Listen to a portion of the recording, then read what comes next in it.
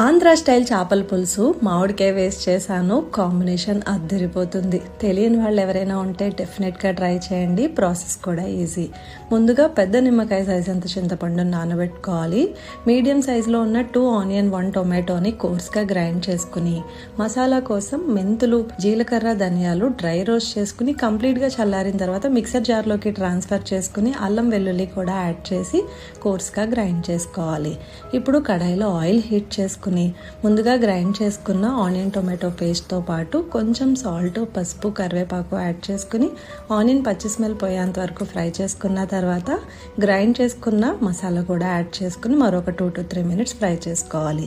ఇప్పుడు నీట్గా వాష్ చేసుకున్న చేప ముక్కలు యాడ్ చేసి ఒక 2 minutes తర్వాత ఫ్లిప్ చేసుకుని మీ రుచికి తగినంత ఉప్పు, కారం యాడ్ చేసి చింతపండు రసం యాడ్ చేసుకుని చింతపండు రసంలో చేప ముక్కల్ని ఒక 5 minutes కుక్ చేసుకోవాలి.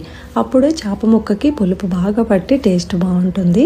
5 minutes తర్వాత పచ్చిమిర్చి, వంకాయ ముక్కలు, మామిడికాయ ముక్కలు యాడ్ చేసి కన్సిస్టెన్సీకి తగ్గట్టుగా వాటర్ని యాడ్ చేసుకుని 10 to 15 minutes మీడియం ఫ్లేమ్లో కుక్ చేసుకోవాలి. పులుసు కాస్త చిక్కగా అయిన తర్వాత ఫైన్గా చాప్ చేసుకున్న కొరియాండర్ యాడ్ చేసి ఇమీడియట్గా కాకుండా 1-2 hours గ్యాప్ ఇచ్చి